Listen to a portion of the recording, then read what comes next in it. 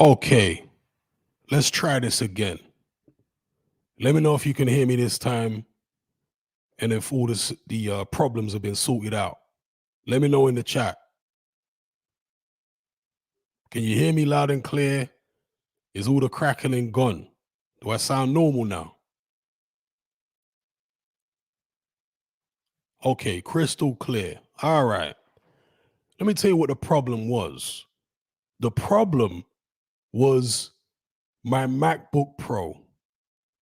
You know, Mac owners, but people that like Apple in general, but particularly Mac owners, are like a cult. They're cultish. They act as though the Apple machine is like the be all and end all, and it's incredible and it's almost superhuman. You know what I mean? They treat MacBooks like they're some type of godly deity. They're weirdos. Like most Mac owners are weirdos. Yeah, it's a piece of metal and whatever plastic, whatever materials they use in there, and glass. That's all it is. It's not anything to be worshipped. Let me tell you something. Ever since I bought my MacBook Pro, non-stop problems. Unacceptable for a machine I paid £2,400 for. The simplest things, when you try to do it on a MacBook Pro, it's all gonna go wrong. That's what I found since I got this MacBook.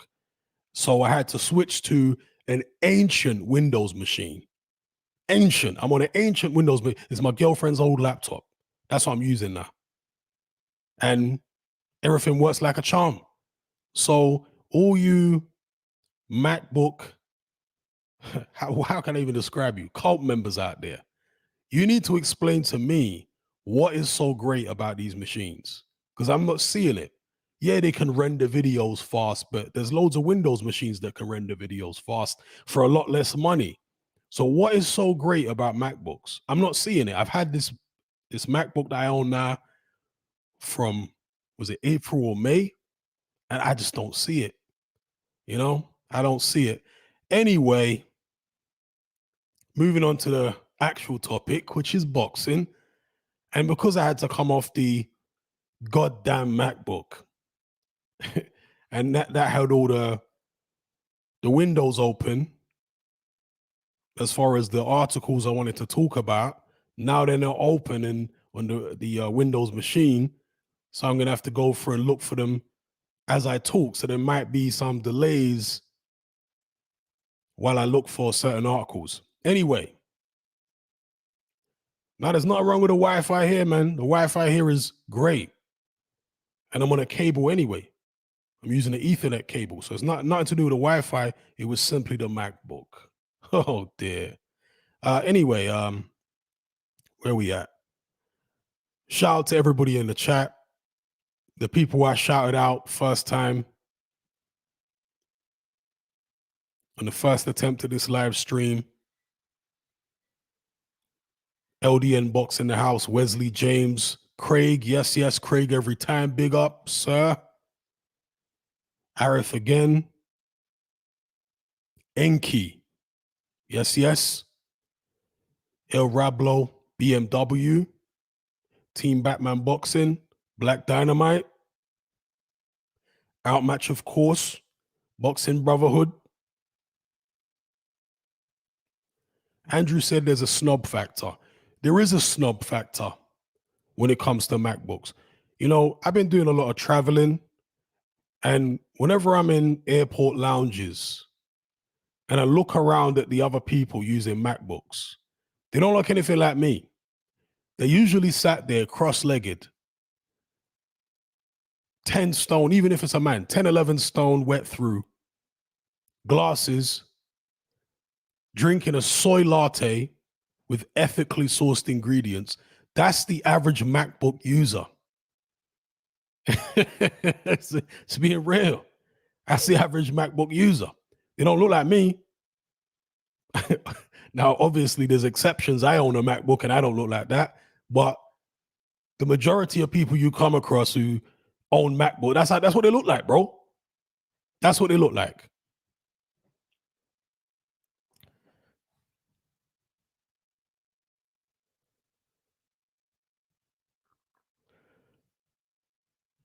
So, yeah, Outmat says Apple products are so dead. I never understood the hype.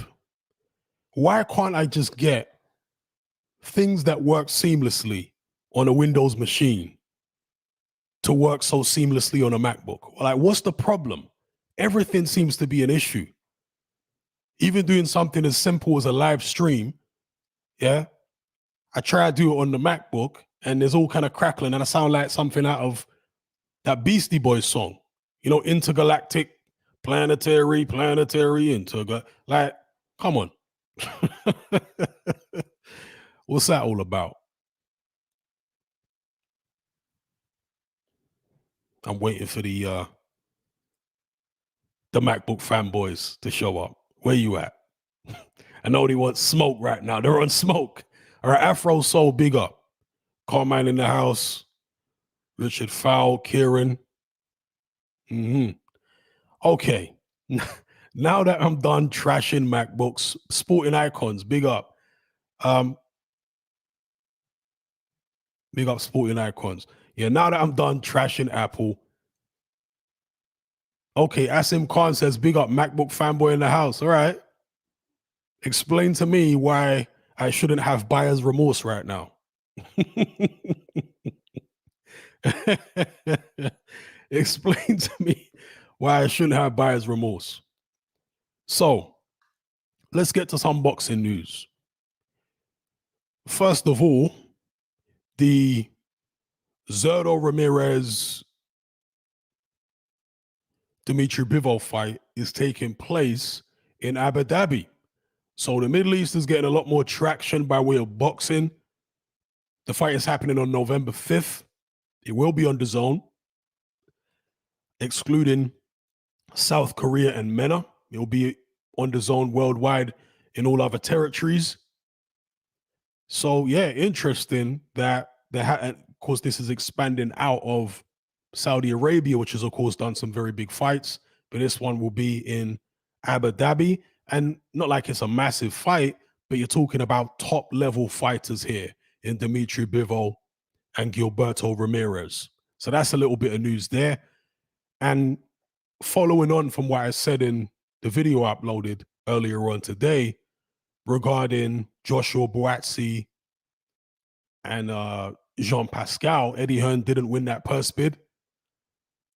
Is there the possibility that they don't intend to go through with that fight, so they don't care about the purse bid? If that was the case, then surely they wouldn't have bid, unless they're intending to mess Frank Warren around and make him think like he's got the fight before going in a different direction. Is it some, skullduggery like that from Eddie Hearn?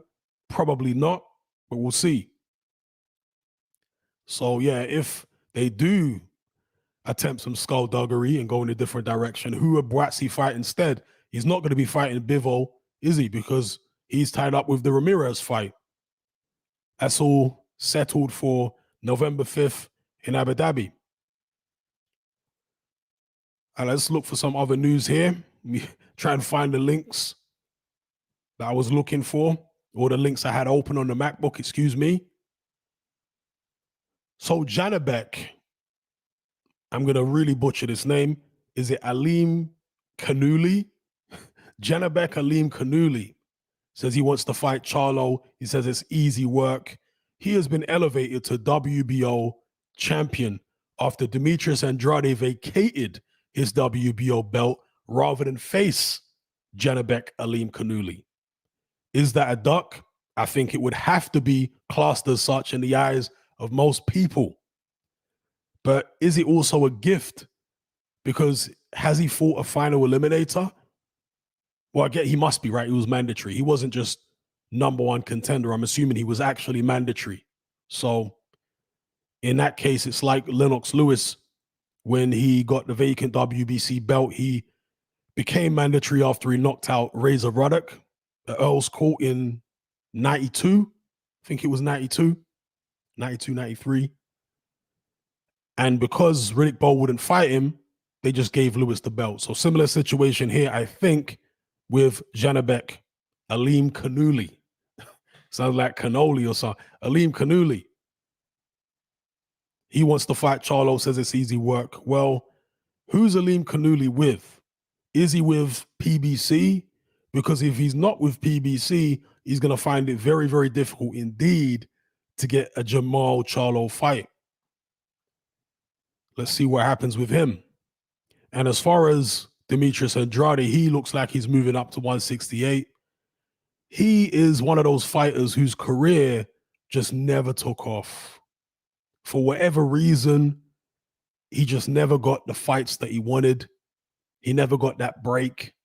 And it's all been a bit of a disappointment, really, hasn't it? You look at Andrade now, he's probably past his best. He's in his mid-30s, I think, isn't he? 34, 35, probably past his best. So if he does get an opportunity against one of the real good fighters at this stage, it's probably not going to be that favorable for him in terms of his chances of winning, because he is, I am assuming, past his best. So it's a shame what happened to him, but it is what it is. Boxing is littered with these type of stories.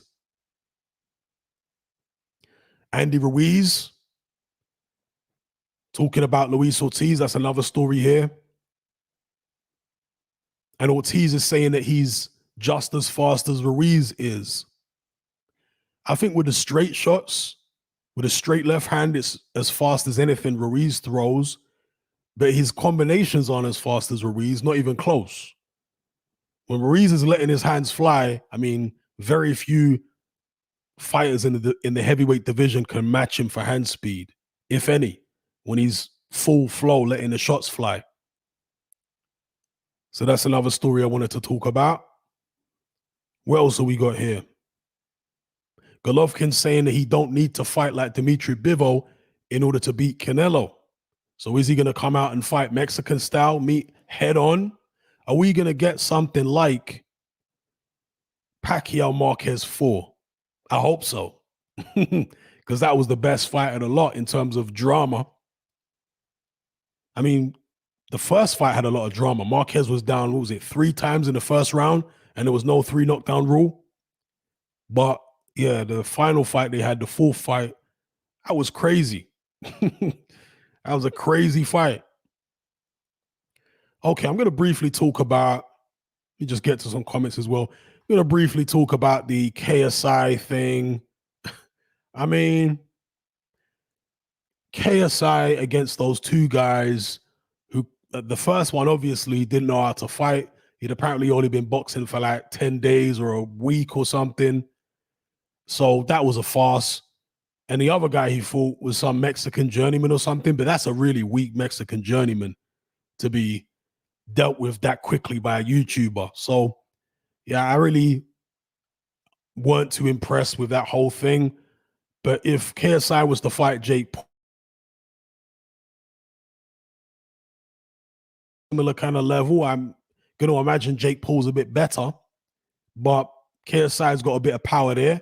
So yeah, I'll watch KSI versus Jake Paul. But if KSI is going to be fighting these little stiffs and nobodies, maybe he's doing it because he needs to shake off some ring rust in preparation for a Jake Paul fight. But whatever the case may be, it wasn't a great spectacle, was it? Sporting Icon says, okay, he's talking to somebody else there. White is an elite. He beat Povetkin and Parker, 2 elites only. AJ is beating them. Who's the best of this era? Dylan White against Daniel Dubois. That's one of the fights they're talking about. White against Dubois. As I've said in some of my videos, I don't like White's chances in that fight. I'm not saying he's got no chance. I just don't like his punch resistance right now. He's still got that big left hook. He's still got heart. He's still got his jab. And he's still got the know-how. He's got more experience than Dubois as a pro. But White just seems so chinny at this stage. Dubois got a solid jab. I can imagine even that hurting Dylan White. So it's a risk I can understand White taking, because there is a title of sorts on the line if he decides to go down that route, the WBA regular belt. But I'll be wincing, to be honest with you, every time Dylan White gets hit in that fight. I mean, maybe he lands a big left hook and it's Daniel Dubois who ends up on rubbery legs. We'll see. That's if that fight actually takes place. Now, Eddie Hearn was talking about what's next for AJ. He said he wants to see AJ out in December. AJ said he wants to get out in December. And Eddie Hearn mentioned the likes of Dylan White, Deontay Wilder, and he also said there's some up and coming British heavyweights who will be ready in a fight or two.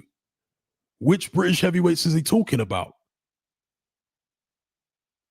Which British heavyweights could be ready for AJ in a fight or two? What, Fabio Wardley? Surely not. Surely not.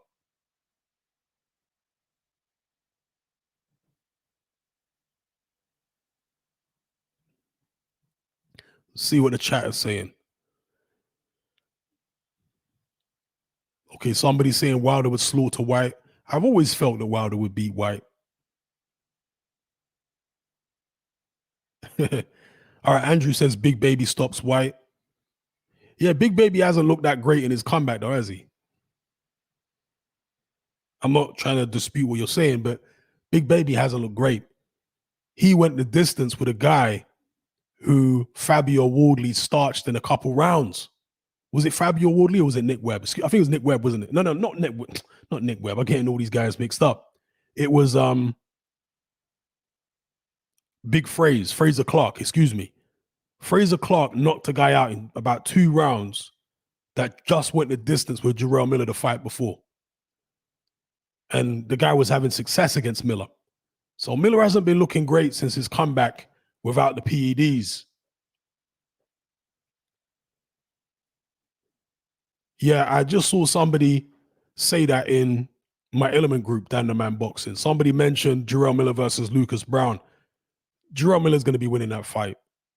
I know Lucas Brown just beat, what's that guy's name that he beat in an upset? I don't see him doing the same to Big Baby. Could be wrong. Lucas Brown can punch. But I think Big Baby is going to be too much for him. Too big and strong, too durable, too active. And I think he'll beat Lucas Brown.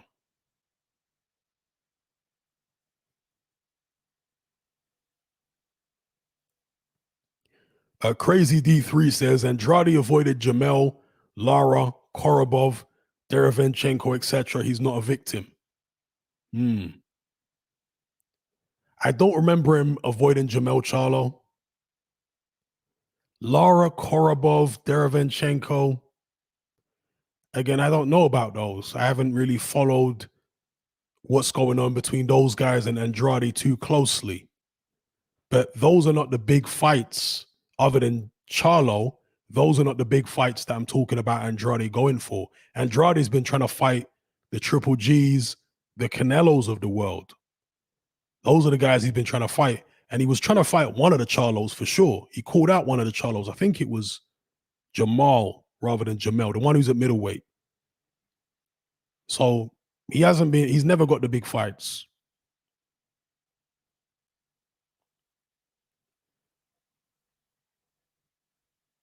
XMB 45, big up.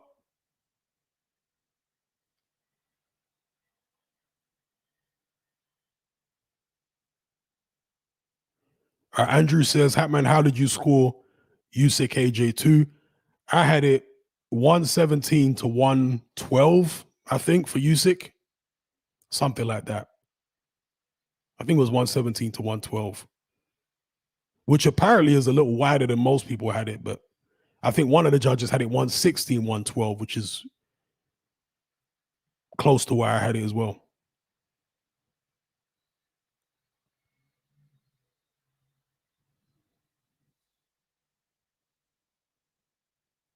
I can see a lot of people here arguing in the comments with sporting icons. Yo, people are not even asking me questions. They're just going back and forth with sporting icons. Hold tight, sporting icons, for dealing with all the smoke.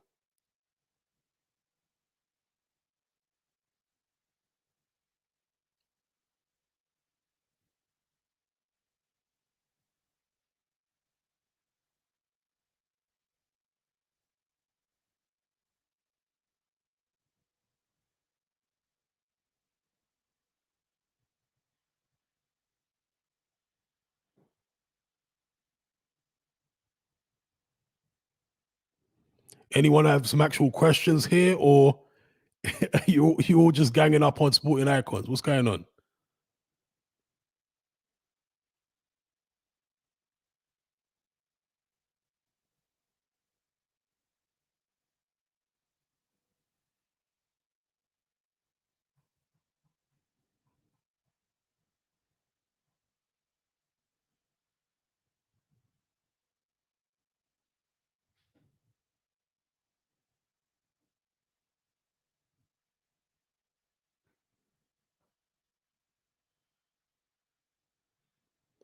Mr. Crush says, is it time for live scoring in boxing? No, I don't like live scoring. I don't like it. They had live scoring for was it the Florian Marku fight? I saw the Marku fight, by the way, in Albania. It was on Sky Sports' YouTube channel. And Marku, I don't want to say it was a competitive fight. Let me just put it that way. But had it been elsewhere, Marku might not have got the nod. And sometimes homecomings can be like that. When you haven't fought at home in a while, you come home, the pressure, the energy is different, and you end up either losing or having a really poor performance. And that's what it was for Florian Marku.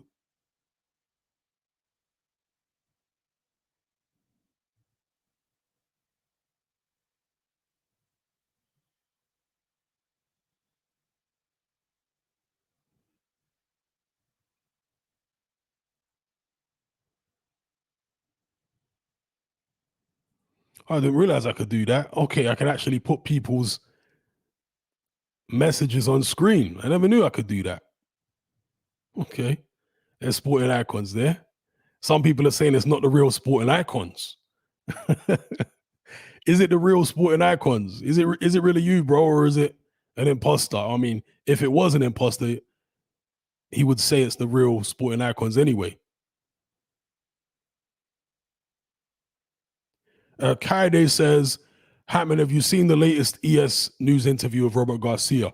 Yeah, I've seen some of it. And Ellie Sekback, weirdly, was trying to put words in Robert Garcia's mouth, claiming that the stuff that Garcia is quoted as having said in articles on Boxing Scene and various other websites, he didn't actually say those things. But then Robert Garcia came out and confirmed that he actually did say those things. But he's saying that people or that the articles took his comments out of context. But he did say those things. He did say that Usyk was mentally stronger than AJ. He confirmed that in the interview. So Ellie Sekback was being weird. I mean, Ellie Sekback's always weird, but he was being super weird in that interview. Super weird.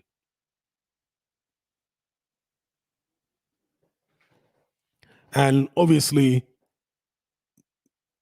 AJ might not like, the way Robert Garcia was talking, he's cognizant of the fact that AJ might not like all this chatty patty stuff with Robert Garcia doing this interview and doing the Sekback interview. He might think, oh, this is a chatty patty guy. You're supposed to be in my team. Why are you talking to the media about what went on in camp? Therefore, I can't trust you. I don't need you around me. Maybe AJ's going to feel that way. I think it's a shame, but, maybe he'll feel that way.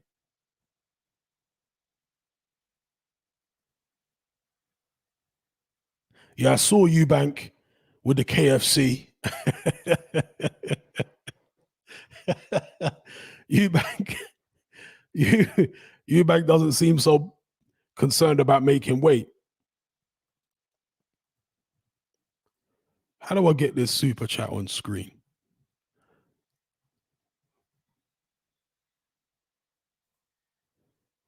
That one, where we at? There we go. Shout out to Simon Brandy for the super chat. He says, I feel AJ has regressed. Under Tony Sims, he was more fluid. Check his old fights. Even the White fight is a better version of AJ. Agree, Hatman. I agree that AJ looked stiff in the Usyk rematch. He looked stiff. But if you watch him in the Pulev fight, he didn't look that stiff.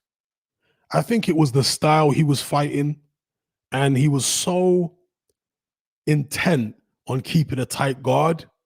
You see, in boxing, the slightest movement, if you turn your shoulder a certain way, if you rotate your hips just an inch or two, that can make the difference between getting hit and not getting hit. So I think a lot of the extra rigidity that we saw from AJ in the Usyk fight was down to him just being careful defensively. Because what he did in the first fight, where his body was a little more fluid, he wasn't quite as rigid in the first Usyk fight, that didn't work. He was getting caught a lot more. So this time he just wanted a compact as a 6'6" guy can be, but a compact defense, and to not make too many moves, because the more moves you make, the more mistakes you're making. So I don't think it's necessarily to do with the trainers. I think it was to do with the tactics. It was to do with the game plan. That's why AJ came in looking a bit more rigid. The most fluid I've seen Anthony Joshua was in the Povetkin fight. If you go back and look at that Povetkin fight, AJ's moving around quite well. Once he loosens up, the first round is a bit rough where he gets rocked at the end, and even the second round. But after that, AJ loosens up and he's popping his jab and he's moving around quite fluidly. So I don't necessarily think it's a trainer thing. I think it's more the style and the tactics he decides to use against certain opponents. But shout out to Simon Brandy for the super chat.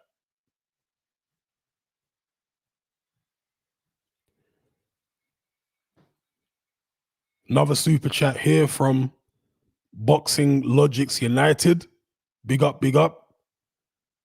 He said, bro, you never did any lives in the past, so I wanted to take this chance to say you do a great service to the YouTube boxing community. I've always admired your work. Much love from across the pond. And big up Boxing Logics United for the super chat. Thank you very much, my brother.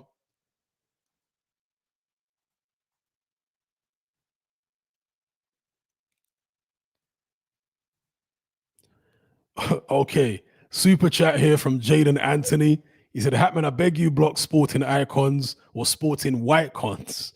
All right, he's going in. He's becoming a troll at this point, talking about AJ has a better resume than Ali, Usyk, and Fury combined. I mean, you know, it is what it is, bro. Maybe he's trolling. Is that the real sporting icons? Because he surely can't believe that he's got a better resume than Ali. So he must be trolling, or it's not the real guy. But shout out for the super chat.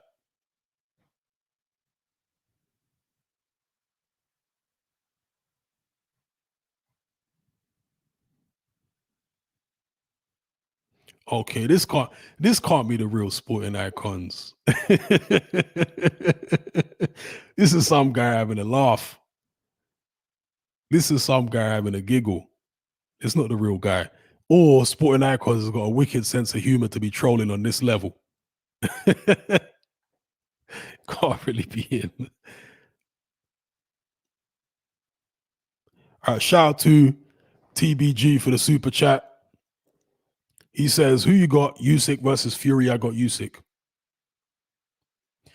I want to see what weight Fury comes in at. I think he needs to come in light. I know that's against what most people think, but I'm going to say if Fury comes in the kind of weight he was against Dylan White, the kind of weight he was against Deontay Wilder in the second and third fights, I'll probably lean towards Usyk. I'd like to see Fury come in lighter because he's going to need some extra foot speed to keep up with Alexander Usyk because he's not as coordinated. I know people think that Fury is the most skillful fighter in the world. I know this True Geordie guy has come out and said that Fury's the greatest heavyweight of all time and all this madness. Come on. Fury is a very, very good fighter. He might turn out to be the best fighter of this generation.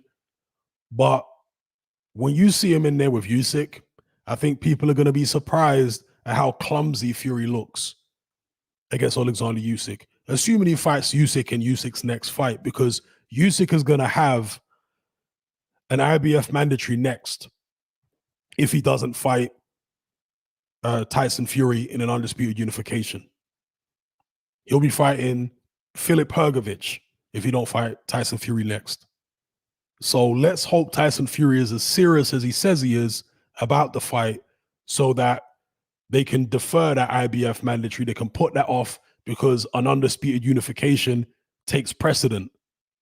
We'll see.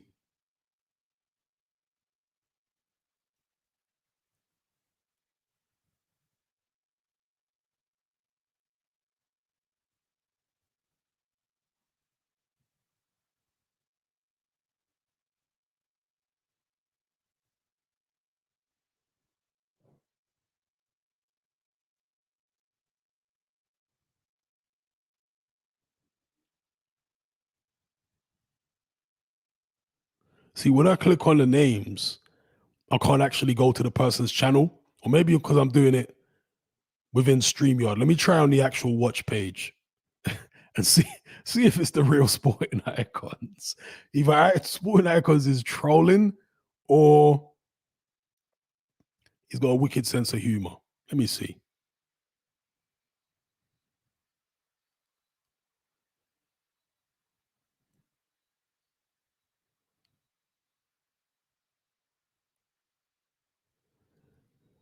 Let me see here. Can I click on this? No, I can't. I can't get to somebody's page by clicking there. Oh, go to channel. Here we go. Now it's not the real Sporting Icons. I just checked his channel. It's an imposter, and because it's an imposter, we can put him on timeout. It's not the real Sporting Icons, but he did a good troll job there.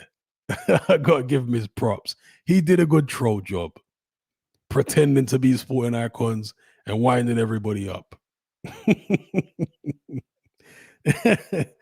All right.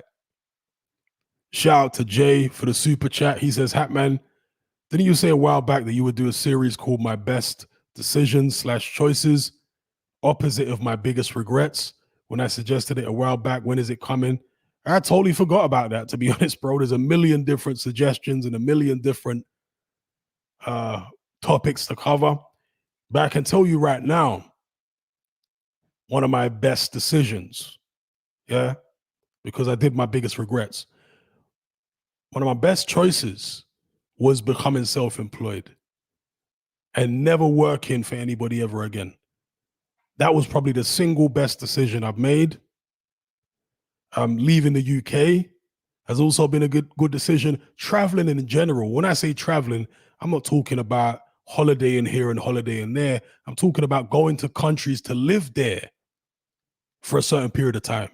That's been a very good decision in my life because you become cultured. You see how other people really live rather than just looking at what the news or the newspapers, hearsay, people's perceptions. You actually go there, see it for yourself. You know, like Paul Sykes in those videos where he said, I don't read Daily Mirror, son. I go and have a look. I go and have a look, and I've been, yeah, same way for me. I go and have a look. So that's been one of the best decisions I've made, is traveling and going to places and not doing all the tourist stuff, but actually living with the locals, mingling with the locals, see how people really live in these other countries. Also, another thing that I'm happy about, and this might sound weird to some people, I'm happy that I never had kids, that I haven't had kids so far in my life. Because with kids, they don't choose to be here. Therefore, I always felt as though I owe kids, you know, if I have kids, I owe them a good life. So rather than do what a lot of people do and just have kids and figure out how they're going to afford everything afterwards, I was like, no, I'm not going to do that. When I have kids, I'm going to be in a situation, or if I have kids, I'm going to be in a situation where I'm financially set and I'm with the right woman. Then I'll look to have kids. It's not a given. Maybe I'll never have them if I don't. I'm financially set now, but if for whatever reason me and my girl can't figure out what we're going to do by way of kids, then maybe I'll never have them.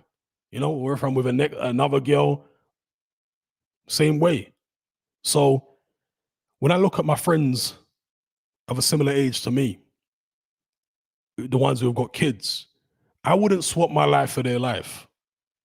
So I'm glad that I didn't do what they did and end up having kids at a relatively young age when they weren't financially stable, and now they're still struggling. And I know some of them, they probably wouldn't admit it. They kind of resent. This sounds messed up, but I'm just being real about the human mind, how human beings really feel inside. Some of them regret having kids. Let me put it that way. Let me not say they resent their kids, but they regret having kids because of the struggle that has ensued afterwards. So I'm glad that I never went down that path. I'm glad that I was thinking logically, like having kids is not just something that you do, it's something that you need to be in the right position to do. You know what I mean? Like financially and with the right person and in the right place mentally, even for some people.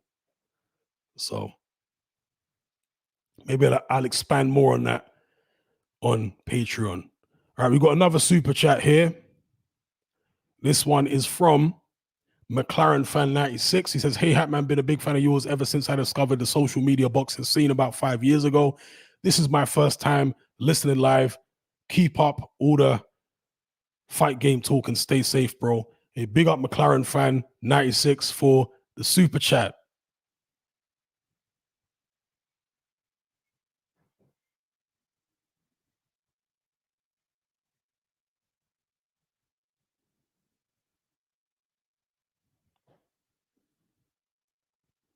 Yeah, Crazy D3 says baby mom drama is a pain.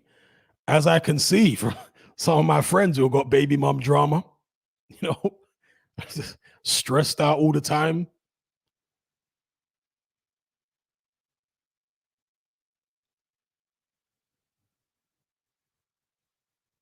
And I'm not having a go at people that have kids. Obviously, I'm somebody's kid. Having kids is great. I'm just saying I didn't want to go down the path that I saw my friends go down, where they weren't in the right financial position to be having kids. They weren't with the right woman. Do you know what I mean? And it's just been a nightmare ever since. People can get caught up in the moment and thinking, this is the one, I'm just going to go with it. I'm going to go with this feeling. Yeah. However they feel about the woman at the time. And then a few years down the line, they hate each other.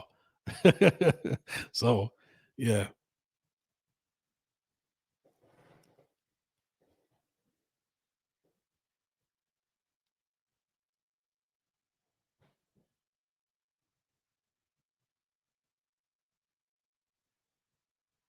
All right. Some people talking about Jared Anderson. XMB 45 says, I think Anderson is ready for a Jagba, but I can understand if anyone thinks that that's too soon for him. Yeah, Jagba is a monster puncher, but he was kind of exposed in that Sanchez fight. Exposed in the sense that he wasn't ready for that level, and exposed by way of his limitations. It's not that a Jagba can't come back, improve, become a better fighter. But as it stands right now, a Jagba still stiff and upright, although he did fight this past weekend, didn't he? And some people say that he looked a bit more fluid and less upright and stiff.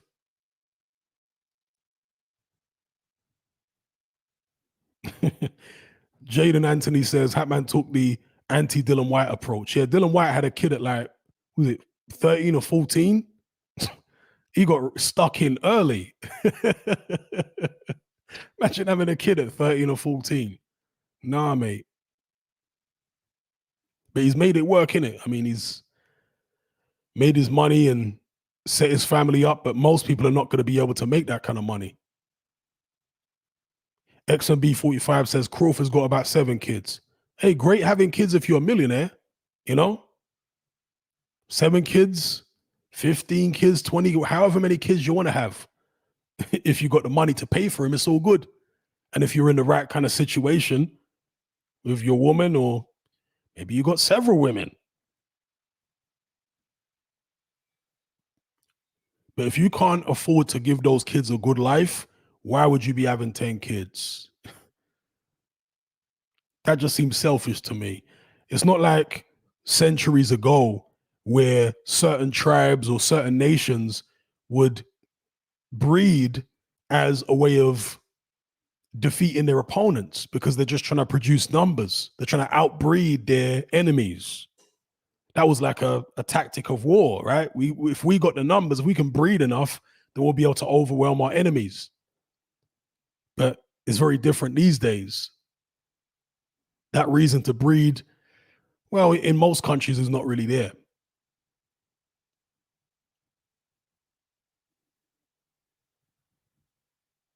And also in poor countries, people breed so that they can have somebody to work, right? Because poor families, they need people out there working, bringing money back into the home.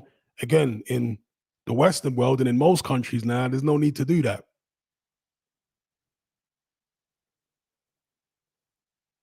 So for me, I wouldn't have kids in my 20s, in early part of my 30s. I wasn't even considering it. It wasn't until I got into a situation financially where I'm like, okay, I'm doing well now. Now I would consider it. But again, there are other boxes that need to be ticked. The environment. I mean, where do you want to raise your kids? What country do you want to raise them in? What city do you want to raise them in? What kind of culture do you want to raise them in? These are all things I think about rather than just going with the flow. Anyway, let me stop talking about parenthood. What are we doing here? It's a boxing channel. Let's talk about some boxing. Shout out to Count Drago for the super chat. He says, Big Baby Miller Brown is signed. Torrez Jr. was scary. Okay, Torrez Jr. That's something to talk about. I've talked about Big Baby Miller versus Brown being signed. Torrez Jr. Yeah, he knocked out some guy on the weekend. Scary knockout. Torrez Jr. looks like a fighter from the 1970s or early 1980s. Right? He's got like a Graham Souness perm and tash.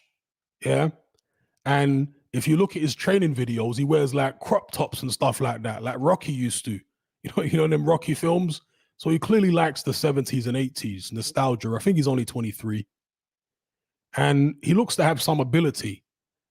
But as other people have pointed out, I'm not sure whether the heavyweight division is going to be right for him.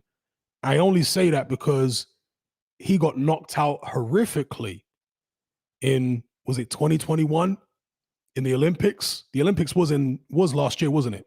He got knocked out horrifically by what's the guy called now? The Uzbek heavyweight, the southpaw, big tall guy. I've forgotten his name. Because somebody remind me of the big tall Uzbek southpaw. What's the guy's name? But he knocked out that Torrez Jr. He knocked out Torrez Jr. horribly. Jalalov, thank you, Outmatch Boxing. Horribly. I mean, that was one of the most brutal knockouts you'll see in amateur boxing. He got starched. Dear, oh, dear, oh, dear. And look, Jalalov can punch. He's a serious puncher with a left hand, but it was the fact that Torres couldn't get close to him. Torres got pretty fast feet, and he was darting in. He was trying to get his shots off. I'm not sure he even landed one headshot in that whole fight. Jalalov was able to just stay tall and move away and then set him up for that big left hand and just knocked him into another universe. It's horrible.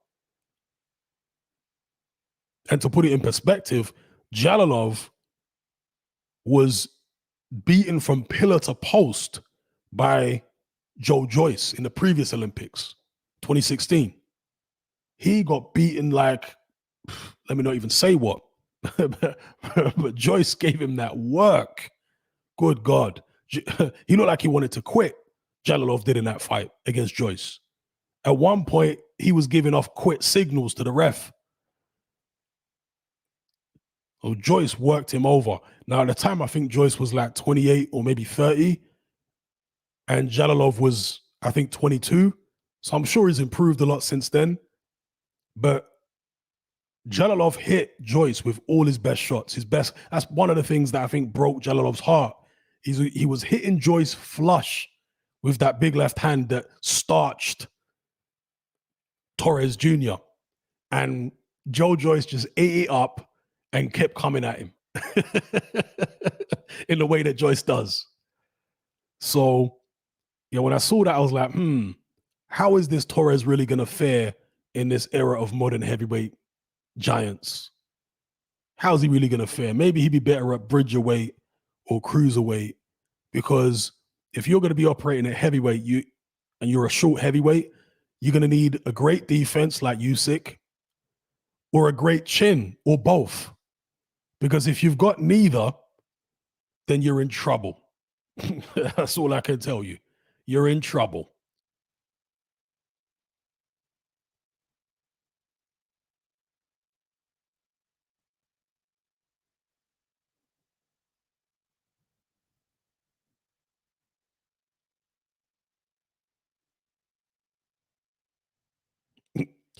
Okay. Shout out to Two Legs for the super chat. He says, how big an untrained person would you need to beat Sonny Edwards? You know, it's a funny question. Probably not that big. It depends on the guy, and it depends on how well they can scrap. Because in a street fight, are you talking about in a boxing ring, or are you talking about in a street fight? Because if it's in a boxing ring, then probably somebody quite big. But if it's in a street fight, they wouldn't need to be that big, I wouldn't think. Sonny Edwards is, what is he, 8 stone or something, 8.5 stone?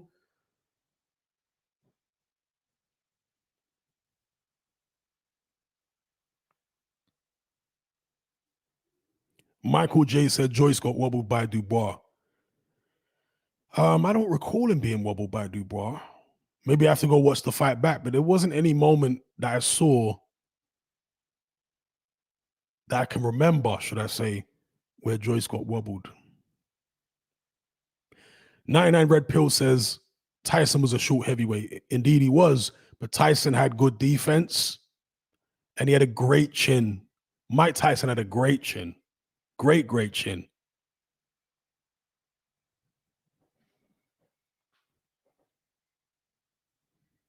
So he had the two things I spoke about. If you're going to be a short heavyweight, particularly in this era of giants, you're going to need either a great defense or a great chin or both. And Mike Tyson had both.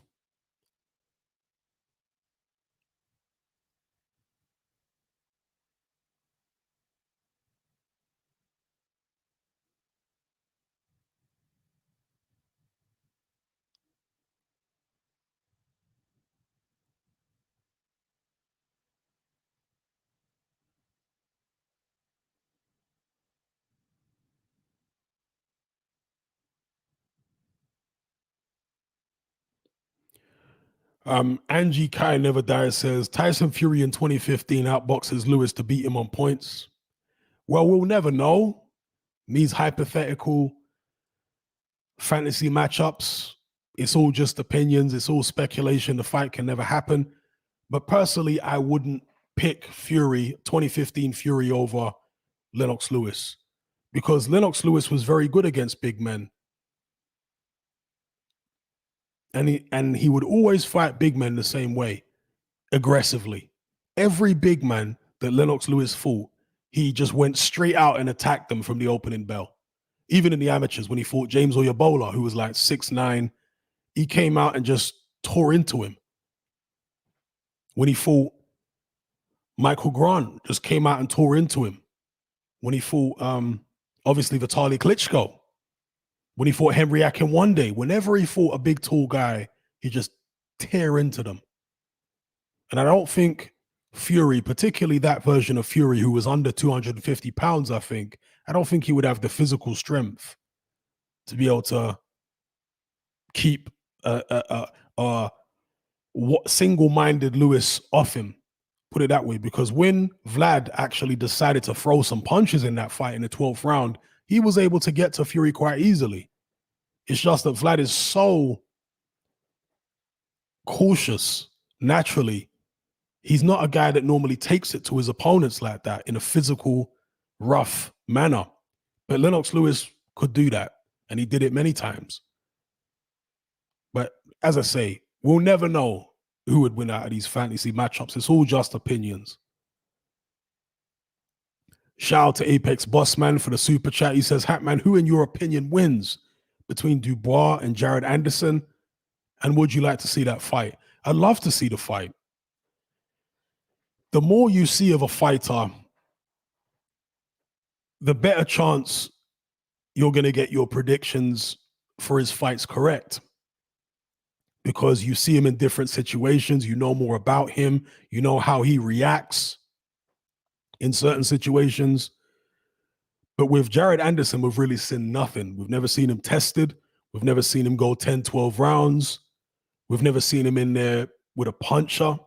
So there are lots and lots of questions about Anderson, more questions about Anderson than there is about Dubois. If you just go off the eye test, Anderson looks more talented than Dubois to me. As they keep saying on the commentary for his fights, he's a heavyweight who moves like a middleweight, literally. I mean, even his body looks like a middleweight or light heavyweight's body. He doesn't have the typical physique, like the way his muscles look. It's not typical for a heavyweight to look like that. He has very striated muscles, not the big bulky muscles that a lot of heavyweights have. So going off the eye test, I would say Anderson, but Dubois has been in tougher fights, obviously, against Joe Joyce. So, yeah, I would tentatively pick Anderson in that fight. Yeah, just based upon the eye test and talent. But I wouldn't be massively shocked if Dubois beat him. Yeah, I wouldn't be massively shocked because, again, I haven't seen enough of Anderson. We haven't seen him in different situations. He's been fighting a pretty low level of opposition so far due to his inexperience. So let's see.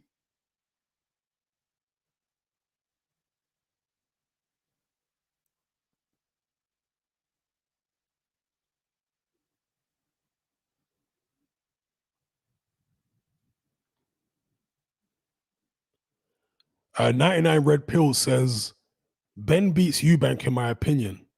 Eubank doesn't have the stones when the pressure is on. I mean, I agree with you about when the pressure's on, but I think you have to combine pressure with sufficient talent to beat Eubank Jr. I think the only factor that would make me consider a Conor Ben win would be this weight situation, the catch weight, the rehydration clause, and all that. But if there wasn't any catch weight, if it was just 160 and Eubank comes in at whatever he wants, I'm picking Eubank all day.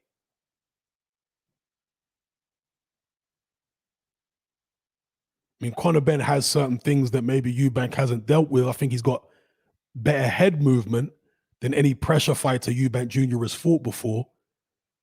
But I still think Eubank Jr. should be able to deal with that. You know, he's got his own movement. He can box off the jab and the back foot and walk you onto uppercuts. And we saw him do that against Liam Williams. He likes people that come at him. The guys that are beating Eubank Jr. have been guys that box at range, and they've got the reach and what have you to do that. Conor Ben obviously doesn't have any reach on Eubank Jr. But it's a weird fight. It's a novelty fight. And who knows? Boxing is a funny old sport. I'm coming out with all the cliches here, but it's a funny old sport.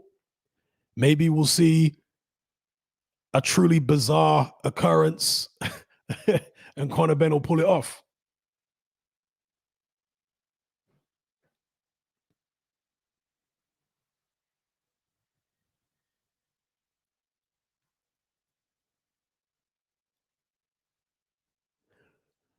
Okay, shout out to Two Legs for the super chat. He says, why so many pros pick Fury to beat Usyk? Usyk is fave. Well, boxing fans, one thing I've realized over the years is boxing fans suffer from amnesia. Once you lose a fight, all your wins are forgotten in boxing. Everything good that you've done before is just erased out of people's memories. That's where the old adage comes from. You're only as good as your last fight.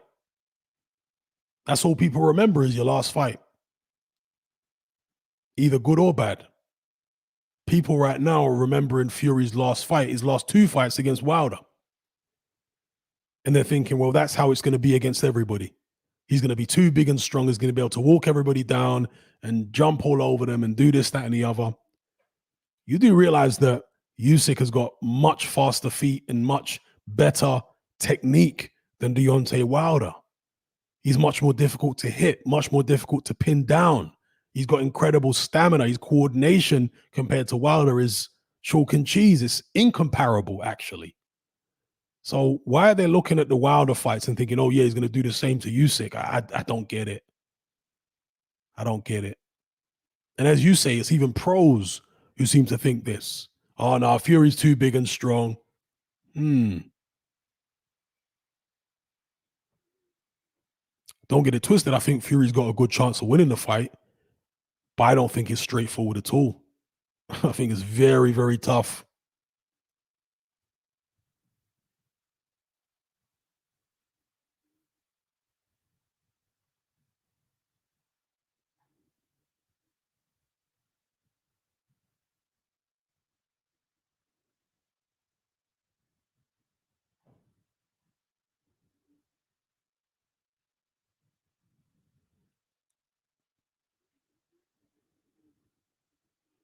Jaden says the 50-pound weight difference is key. But key for who? Key for Fury or key for Usyk? Because Usyk is going to see a guy 50 pounds heavier and he's going to say, well, he's 50 pounds slower. Do you know what I mean? That's how he's going to see it. He's going to look at the guy and think, I'll be able to run circles around him if he comes in at 280, 270. So a weight advantage isn't always an advantage. It's often a disadvantage. Depends who you're fighting.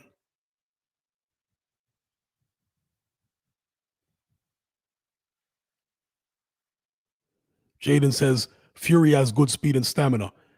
Fury has decent speed. He's not a particularly fast heavyweight. He's not that fast.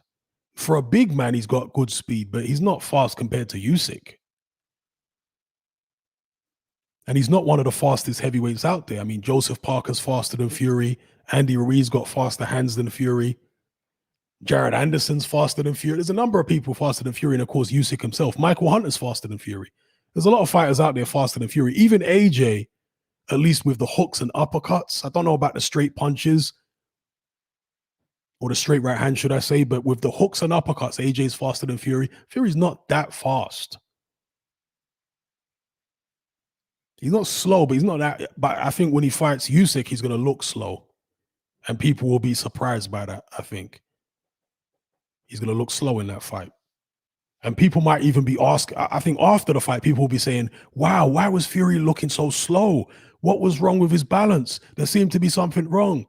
And I'll be here saying, no, there was nothing wrong with his balance. There was nothing wrong with his speed. He had the same balance and the same speed as always. It's just that next to Usyk, he looks slow and clumsy. That's all it is. It's the guy he's fighting. Usyk moves so much, you constantly have to reset what you're doing in order to keep up with him.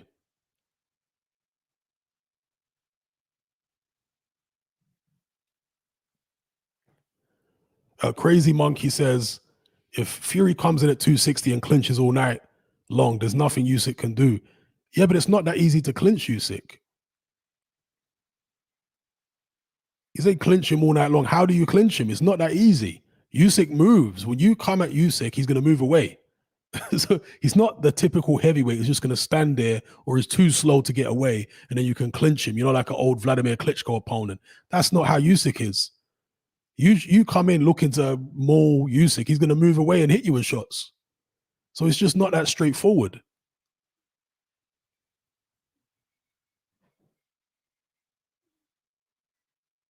And Robbie says, I think Fury will walk him down. Fury always uses his height and reach.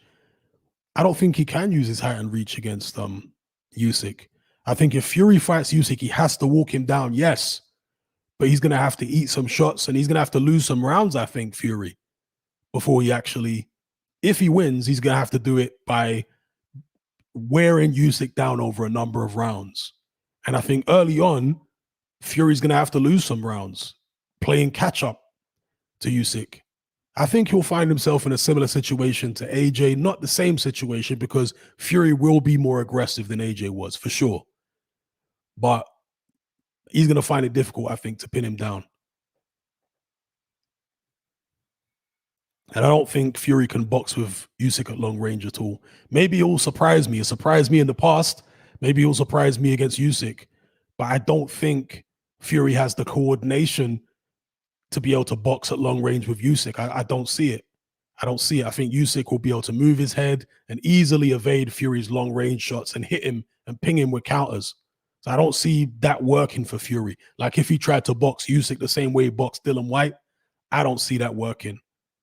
I do not see that working for him. I think he's going to have to, exactly like he did against Steve Cunningham, put the earmuffs on, come forward, and try to maul him, try to get him into clinches. But it's going to take a number of rounds, I think, before he can actually get that close to get him in clinches and lean on him and rough him up and throw him around. Yeah, that's how I see the fight going. Again, I think Fury can win it, but it's going to be tough. And he's going to have to go through a period of the fight where he's maybe behind, where he looks clumsy, where it's messy, just like the Steve Cunningham fight. If I wasn't Fury behind in the Cunningham fight by the time of the knockout, I think he was behind, wasn't he? Or was the fight even? And Cunningham was like, what, maybe the same age as Usyk is now, but who thinks that Steve Cunningham is better than Usyk in any way? I mean, maybe Cunningham throws that big, awkward overhand right, and Usyk maybe doesn't have that kind of punch in his arsenal, but he's got loads of other punches in his arsenal that Cunningham doesn't have. So I think it's going to be a real, real tough fight. Sir Demist says Fury is just very fluid and can measure range very well. Yeah, he can measure range well against someone like Wilder or a slow-footed guy like Fury. But when he's in there against someone who can move, he doesn't measure range that well. That's why he struggled with Cunningham, because he couldn't measure the range against Cunningham. The guy was moving too fast. Even against Otto Wallin, who is nowhere near as fast as Alexander Usyk or as skilled. Where was all the smooth boxing from Fury? I know he had the cut, but a lot of times if a guy's got a cut and he's got height and reach, he can just stay behind the jab. He's a taller guy. Stay behind the jab, keep the guy on the end of his punches and not let him get close to the cut. But Fury abandoned all his boxing and he turned the Otto Wallin fight into a brawl, like he was trying to knock Wallin out. And I'm saying it's not just because of the cut, it's also because Wallin had a certain amount of foot speed and the southpaw stance and coordination that was actually troubling Fury. That cut didn't happen from a clash of heads. Otto Wallin landed a good left hand on Fury's eye early. Why is Fury getting hit with clean shots like that early in the fight against Otto Wallin? I think people are missing something here. They're not seeing that there are actually ways to get to Fury if you're fast enough, if you have the balance and the coordination. He doesn't all of a sudden look so balanced and coordinated. I think that the fights he's had recently against Dillian Whyte, who's a slow-footed guy with poor balance, Deontay Wilder, who has pretty quick feet but still poor balance, I think this has maybe flattered Fury's coordination and sharpness a little bit. Again, Fury's an excellent fighter, but I don't think he's going to look so clever against Usyk. I don't think so. I think people are going to be surprised by that he's all of a sudden going to look clumsy when he fights Usyk.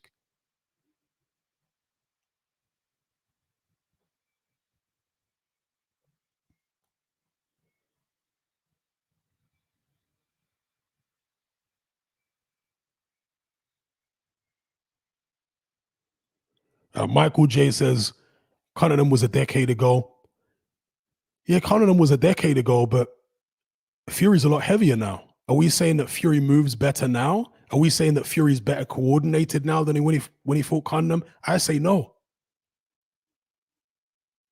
I say no. Fury might have more know-how today, but I don't think his athletic prime is now. His athletic prime, the time when he was at his fastest and most coordinated and most fleet of foot, has already passed. We've seen the fastest, most coordinated, and most athletic version of Fury, probably in the Klitschko fight. So he's not better, he's not faster and more coordinated now than he was when he fought Cunningham, in my view. No. He might be smarter, stronger, yeah, but not faster and more coordinated. I don't think so.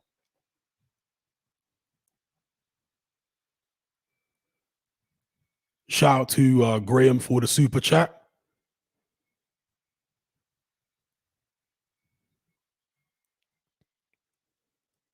No message there, just a super chat from Graham. Shout out to him.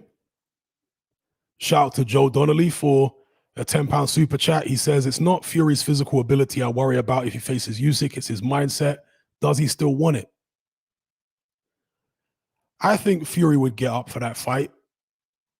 I think he knows how good Usyk is. I personally wouldn't be concerned about his mindset.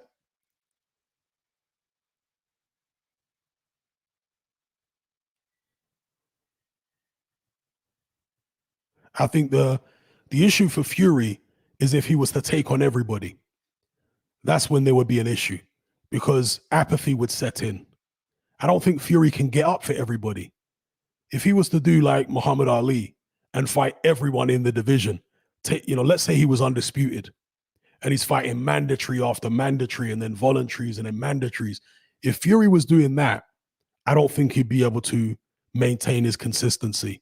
I think certain fights he wouldn't really train properly. Other fights he would train and he'd end up losing pretty quick, I think, if he was undisputed and keeping hold of all the belts. Because he's a guy who needs to feel danger. He needs to rise to the occasion. We've seen that from him time and time again. And I suspect that's one of the reasons why he doesn't want to have this typical path of a Muhammad Ali or whatever, where you end up fighting everybody.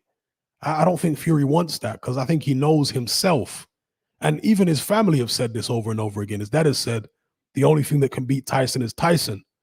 Now, I don't think that's the only thing that can beat Tyson. I think there are fighters out there who might be able to beat him regardless of what shape he's in and what his mindset is. But I agree with the sentiment in the sense that Fury can be inconsistent mentally. If he's in there against someone who he isn't particularly motivated to fight, which is probably the majority of heavyweights, then he can have lapses in concentration. He might not train as hard and so on and so forth. But this is not to be confused with what I just said previously about Fury's coordination. I'm talking about Fury being absolutely 100% motivated.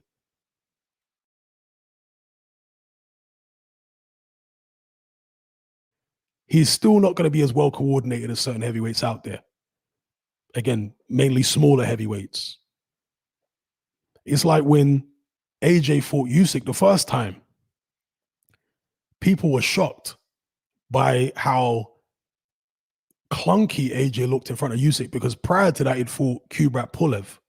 And AJ's always been a little bit clunky. But against Pulev, he was relatively fluid for him.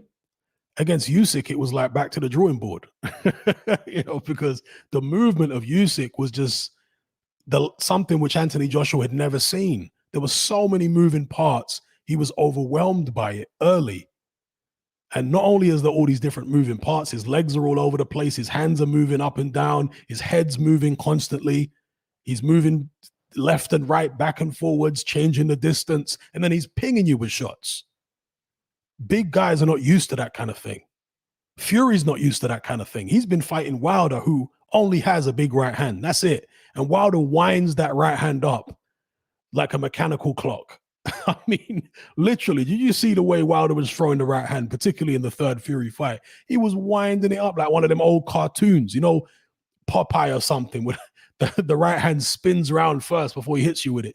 That's what Wilder was like in a Fury fight. Obviously, Usyk isn't like that. And think about this, right? This is something I ask people in my Element group. Now, you guys know I'm a glasses half full boxing fan. I like to look on the bright side of things. I like to think positively. But with Fury, he could have had the Usyk undisputed fight earlier on this year, lest we forget. He could have had the fight. But he told Usyk's team that he wanted a tune-up first. And this is when he just fought Wilder for the third time. So why would you, after having a fight so recently, why would you need a tune-up in between Wilder and facing Usyk? Fury knows how dangerous Usyk is. Despite all the bravado and calling him a middleweight and all this kind of thing, he knows. He knows. And so if he wanted a tune-up before facing Usyk earlier on this year, are we really to believe that Fury is going to fight Usyk next? Let's say early part of next year? Because then Fury would have been out the ring for a year or more. We only want another tune-up. Maybe that's what the Derek Chisora fight was all about. Anticipating that Usyk may win, getting a tune-up in.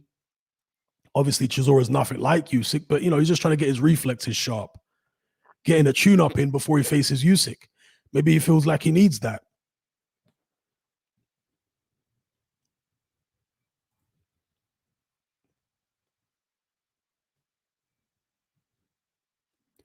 All right, big up Black Dynamite for the super chat. He says, the Fury I know will take a fight if he feels like he has a clear advantage over his opponent. So I reckon the fight ain't happening. I hope you're wrong, but I share the same concerns. Let's just put it that way. I share the same concerns because Fury's done a lot of funny business in the past when it comes to making fights.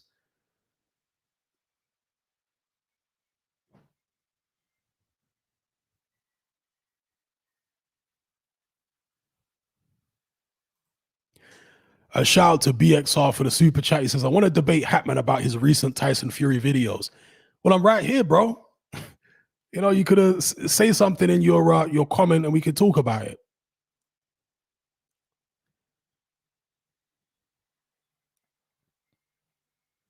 That's what these live streams are about, so we can discuss these things.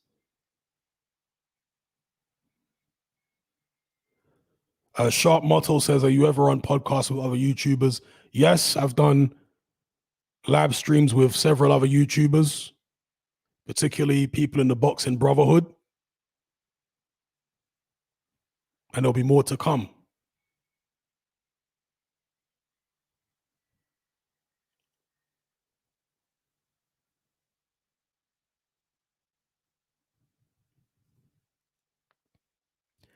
Okay, BXR says, that's not true, Hatman. AJ wanted 5 mil more to step aside and even said he priced himself out of stepping aside.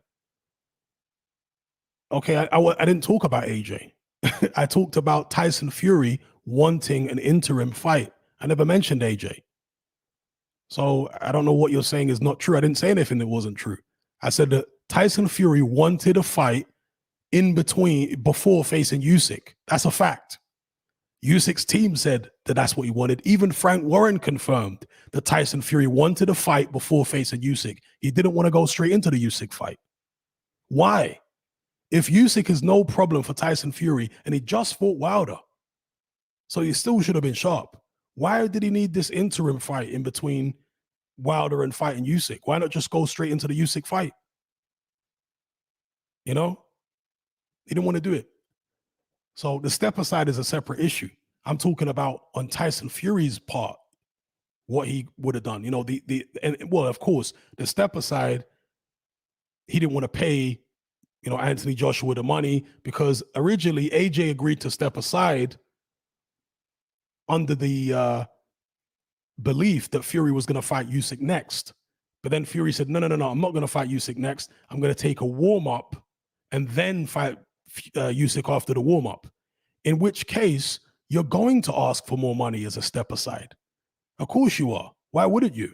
Because he's making you wait longer for your shot. So basically, AJ was saying, well, I don't want to have to wait that long. So you're going to have to pay me a crazy amount of money. And personally, I think AJ should have taken it. I think he would have been better off if he had taken a step aside. But as far as Fury and Usyk, it's a fact that he wanted an interim fight. He didn't want to go straight into the Usyk fight. It's a fact. There's nothing to debate about that particular point. That's what he wanted to do.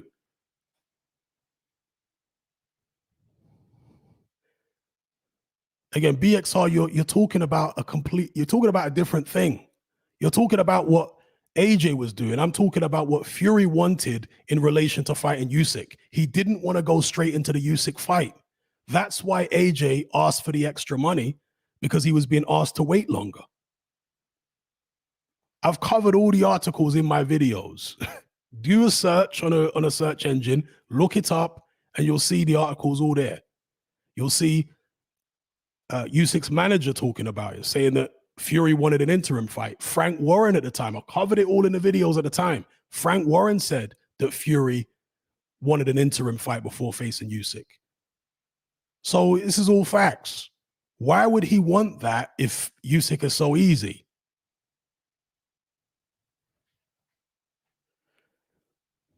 BXR saying it wasn't going to be an interim. Well, what was it going to be then?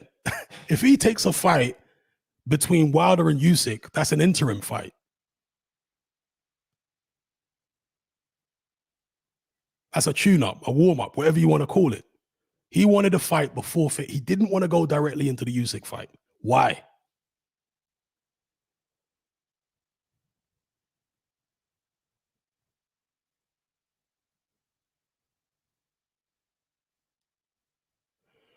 Graham says, and shout out to Graham for the super chat. He says, will Usyk clear out the division? I don't think so. It depends what you mean by clear out the division. You know, how many people does he need to beat to be classed as a clear out of the division? Usyk is what, 35, 36? He's a bit old now to hang around for too long, especially the way he fights, which is very high energy, lots of movement. That style doesn't tend to age that well.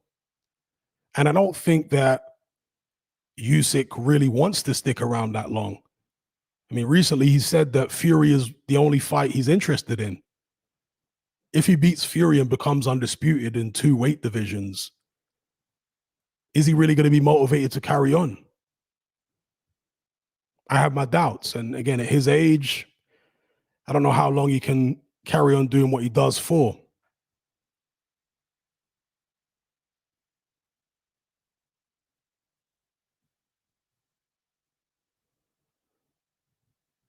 BXR says Usyk's team rejected the interim fight. Okay, I'm not. I think you've got your wires crossed on what an interim fight means. An interim fight is just a fight in between 2 big fights, right? He wants to go ahead with the Usyk fight, so he's going to have a fight before then. And yeah, Usyk's team didn't want to allow him to have an interim fight. Yeah. So what's your point? Fury didn't want to go straight into the Usyk fight. I think he wanted to fight Helenius. That was the opponent they were talking about. He wanted to fight Helenius first before facing Usyk. Why? If he's just this middleweight and all the stuff that Fury says about him, why not go straight in?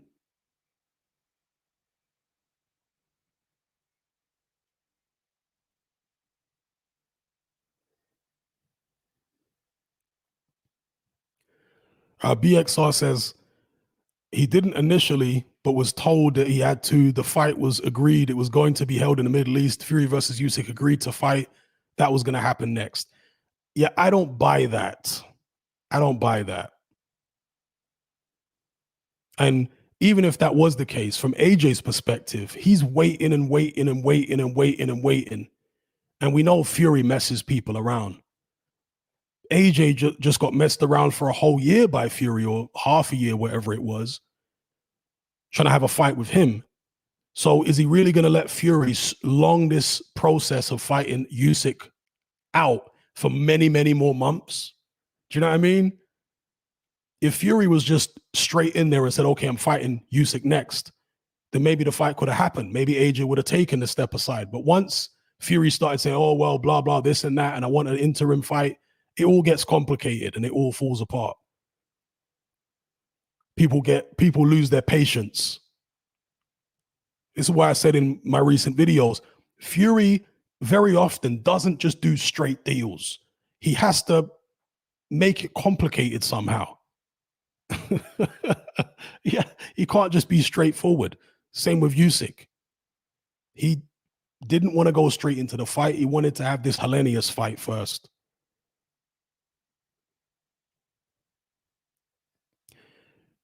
All right, shout out to Graham for the super chat again. He says, fantasy fight, Jamel versus John Mugabe 154. I got to go with Jamel. I don't think John Mugabe was that good. He was a very hard puncher, but he didn't have that much by way of skill. I'm not saying he had no skills at all, but I'm going to go with Jamel over John the Beast Mugabe. I mean, again, Mugabe's a serious puncher, and he had some success against Marvin Hagler. You know, he did, but I would pick Jamel personally. And as a lot of people point out, the 154 pounders of today, like Jamel, I mean, he's bigger than Marvin Hagler. You know what I mean? Because of the fact that we have these weigh-ins that are like more than 24 hours before the fight. So these guys are rehydrating an enormous amount and they're coming into the ring like 170 something.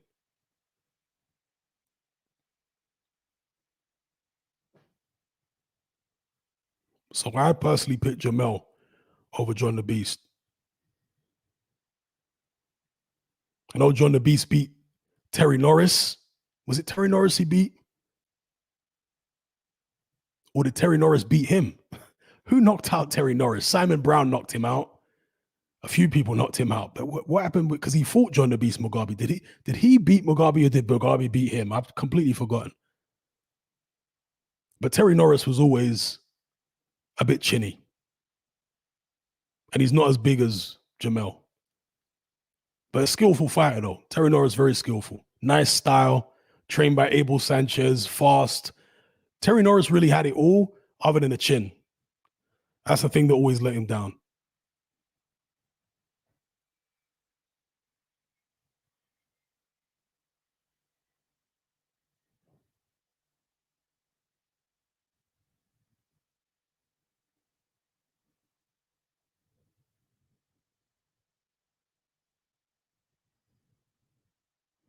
EJ in the house. Big up EJ Boxing Live. He says, John got this one for me. All right, he's going for John Mugabe over Jamel.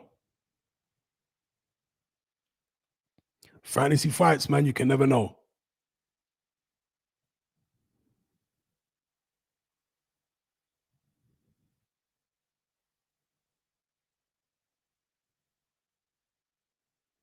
Okay. All right. They're refreshing my memory.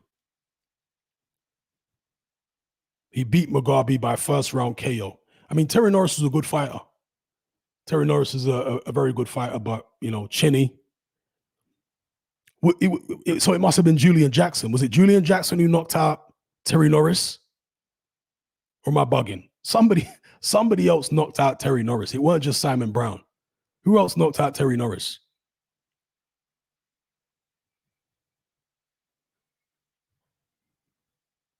Let me see what the historians can tell me here.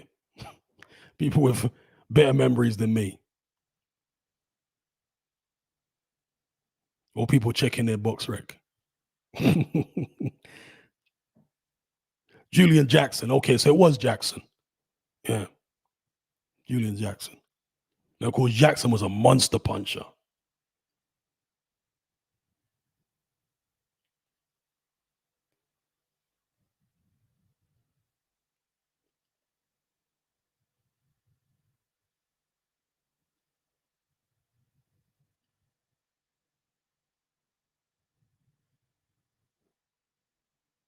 In fact, that might have been, was that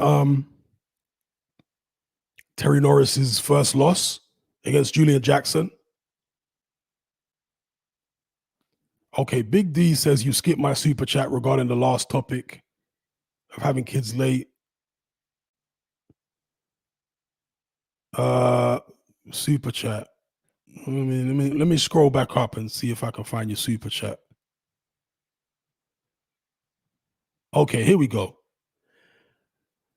All right. Big D says, only downside of having kids late, especially if your parents are in poor health, is risking your kids not meeting their grandparents. I don't really think that's much of a risk. I guess it depends on your family, right? That's not something that worries me. You know, I only knew one of my grandparents, my grandmother, one of my grandmothers. All my other grandparents were dead. Actually, no, tell her that. I knew both my grandmothers, but one of my grandmothers died when I was very young, maybe like 3. So I barely remember her at all. And the other grandmother died when I was like 10. So I never knew either of my granddads. They were all, both dead before I was born. Would it have been nice to have seen him and met him? Yeah, but it's not the end of the world, is it?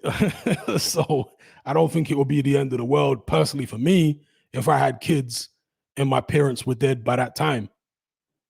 It wouldn't particularly bother me, but again, it all depends on how close people are to their grandparents, I guess. Or excuse me, how close people are to their parents.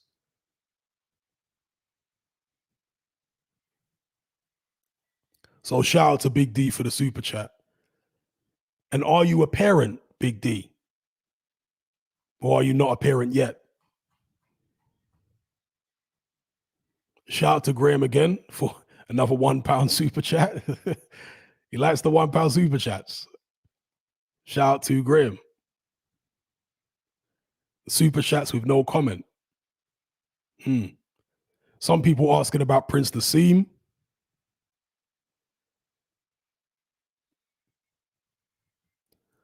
Prince Nassim against Floyd Mayweather. Well, that fight could have happened. Prince Nassim didn't want it. Prince Nassim would not have beaten Mayweather. Mayweather was too skillful, too big, much bigger fighter than Prince. Prince Nassim's like 5'4". Mayweather's 5'8". Mayweather started his career, I think, at super feather. Prince Nassim never actually fought above feather.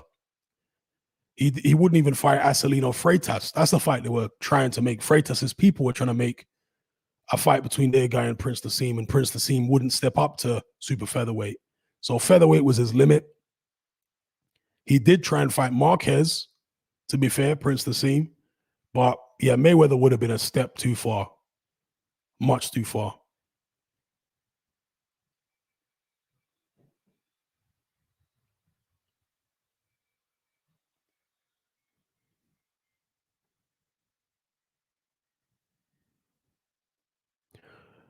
Okay, BXR, shout out for another super chat. He says, Hatman, can we do a call via YouTube live stream?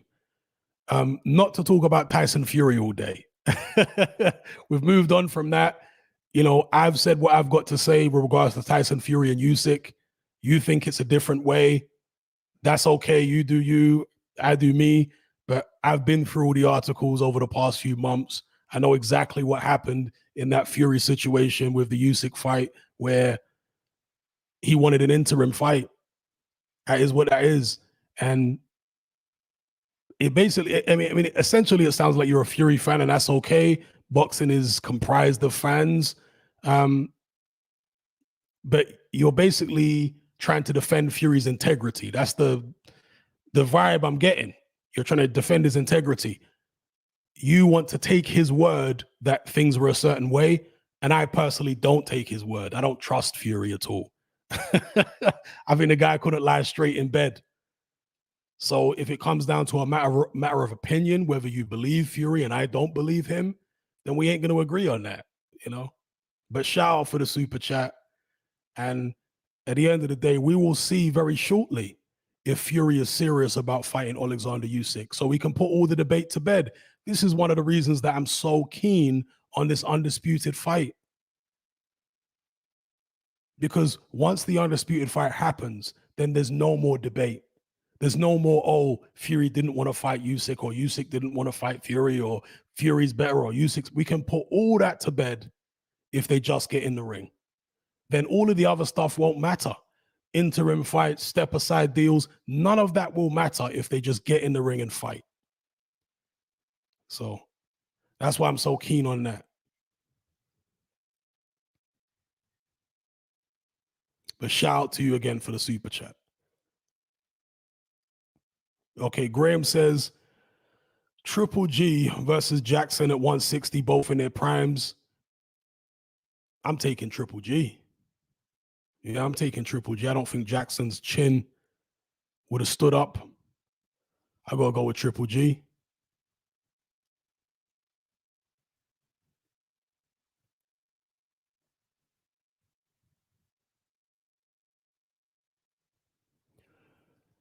Shout out to Mohammed for the super chat. Hatman or Hitman. He calls me Hitman.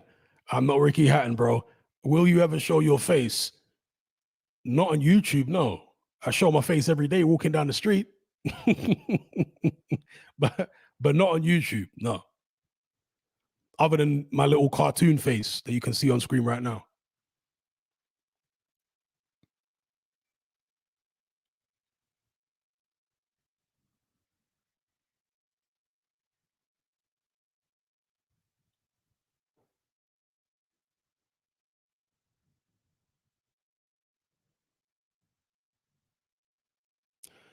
All right, peeps, I'm going to bring this live stream to an end. Shout out to everybody who locked in, particularly big shout out to all the people that sent super chats. You are much appreciated. And I'll catch you guys on the next one. I'm out.